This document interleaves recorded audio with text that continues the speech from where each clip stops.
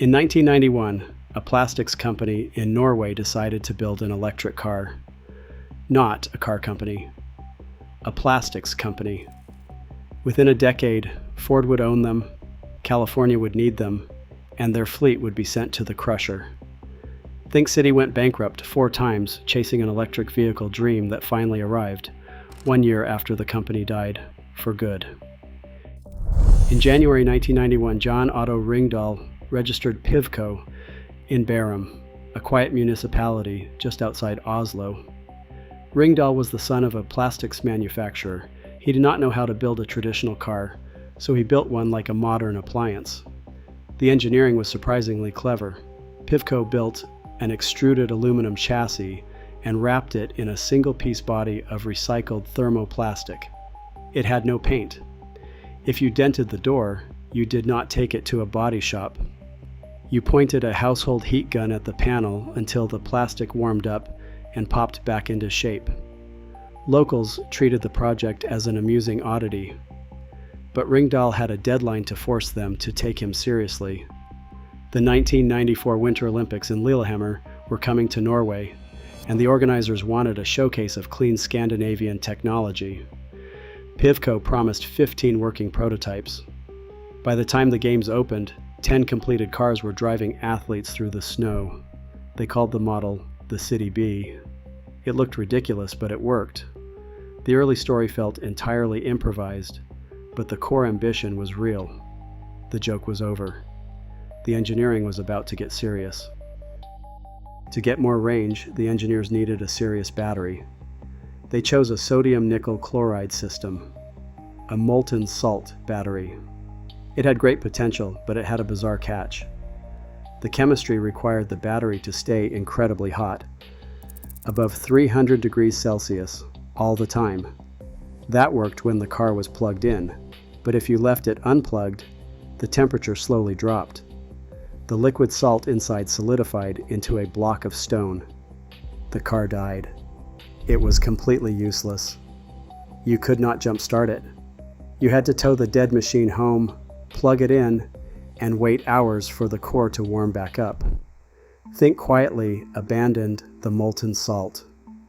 It was a lesson in what happens when good chemistry meets terrible daily convenience. In January 1999, Ford Motor Company bought a 51% stake in the struggling Norwegian automaker. The price tag was $23 million. Ford immediately renamed the company Think. They pledged another $100 million to push the tiny plastic car into mass production. This was not corporate charity.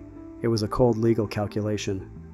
Across the Atlantic, California regulators had introduced the zero-emission vehicle mandate. The rules were simple.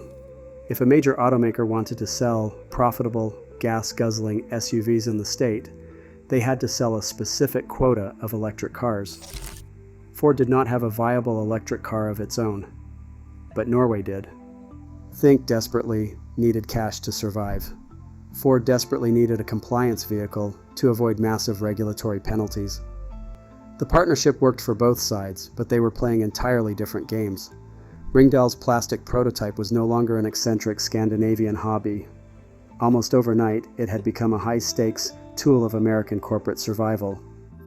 Ford shipped more than 370 Think City cars to California and New York. They were placed in station car trials, waiting for commuters at transit hubs. For drivers, it was a quiet glimpse of tomorrow. You took the train, stepped off the platform, and unplugged a tiny plastic car. In the San Francisco Bay Area, BART installed some of the very first public charging stations to support the project. Commuters loved the simplicity.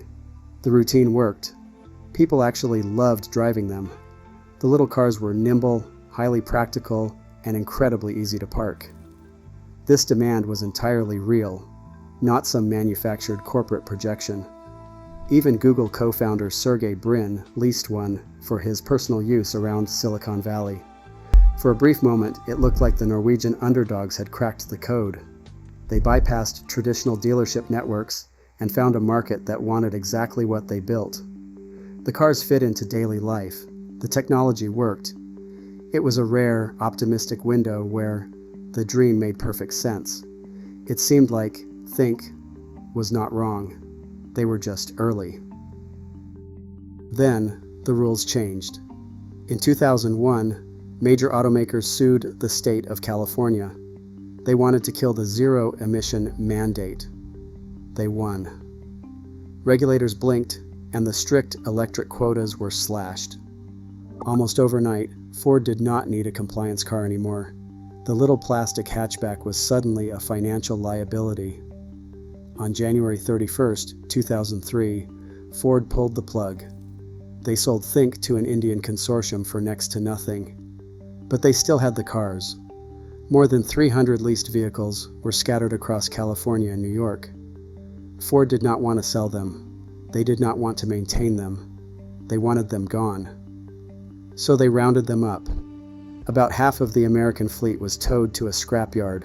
They were stacked. They were fed into industrial shredders. The aluminum frames were bent. The unpainted plastic bodies were ripped apart. It was a cold corporate cleanup. The pioneer of the electric highway was suddenly treated like obsolete office inventory. All that remained of the American dream was a pile of shredded polyethylene. News of the crushing reached Oslo. On August 24, 2004, Greenpeace activists climbed onto the roof of Ford's Norwegian headquarters. They hung a massive banner. It read, "Ford, don't crush Think." The public outcry caught Ford off guard. To quiet the scandal, the company blinked. Instead of sending the remaining fleet to the scrap heap, Ford shipped them back to Norway. In Oslo, these survivors found an accidental paradise. Norway had just launched aggressive electric vehicle incentives, tax exemptions, free parking, bus lane access. Suddenly, these cheap, used plastic cars were highly prized commuter gold. They survived in the only place on Earth that actually wanted them.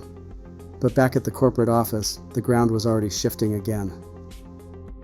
In January 2003, Ford sold the company to an Indian consortium called Camcorp.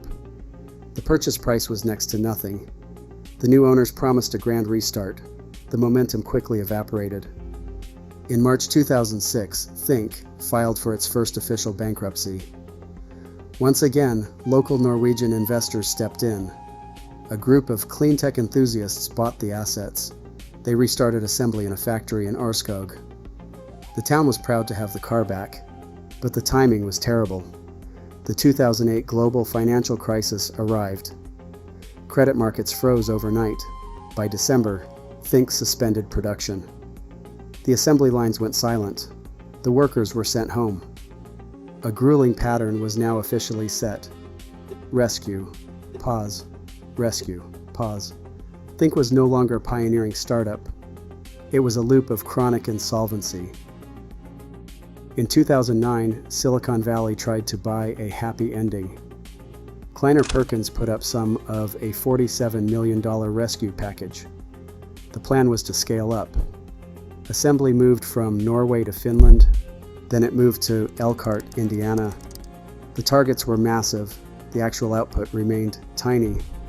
By 2010, the total production reached about 2,500 cars. Still, the sales brochures called it the world's best-selling pure electric city car. It was technically true, mostly because almost no one else was building them. But the new money ran out anyway. On June 22, 2011, the fourth and final bankruptcy landed. The factory doors closed for good. Subscribe for more untold automotive history. Today, quiet electric cars fill our streets. The future finally arrived, but only after the pioneers who built it died. It is the ultimate cosmic joke of being first. Subscribe for more forgotten histories